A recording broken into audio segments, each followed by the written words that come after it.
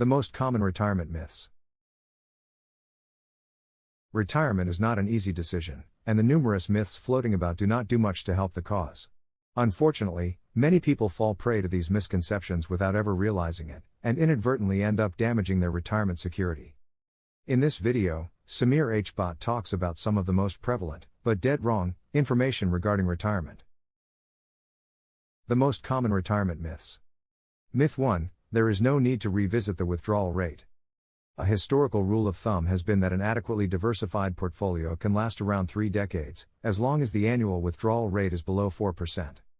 However, this is an obsolete way of thinking about retirement savings, and there is no one-size-fits-all approach. The ideal retirement strategy and plan requires you to consider your current financial position, future income, and retirement goals.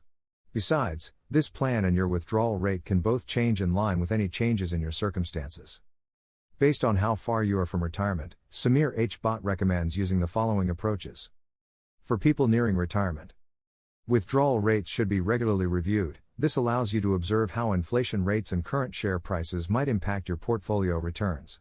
You should be able to adjust your retirement savings and income based on your personal circumstances as well as the prevalent market conditions. For people who are mid-career or young, you should plan a 3% to 4% annual withdrawal rate for the long term. Myth 2: it is too late to start saving for retirement. The best time to save for retirement was yesterday, the next best time is today. Just because you were unable to save as soon as you started working, does not mean that you should throw in the towel and feel that you are doomed to work until the last day of your life.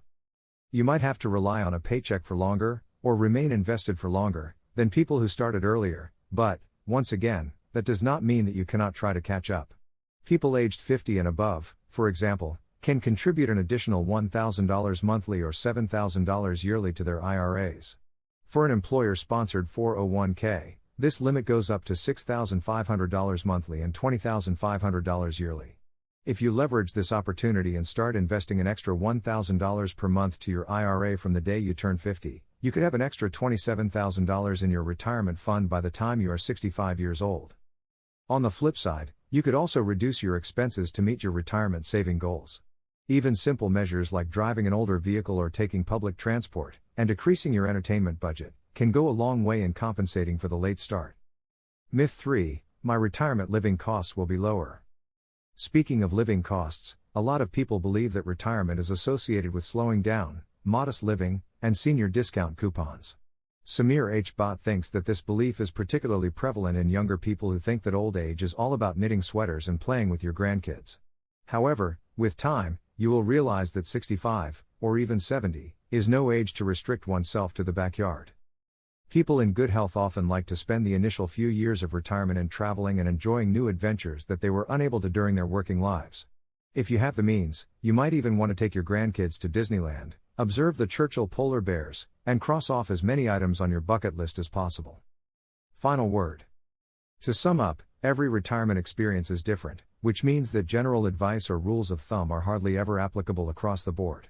It is important to do your own research, create a personalized plan, separate fact from fiction, and stay away from myths like the ones that Samir Bhatt just dispelled.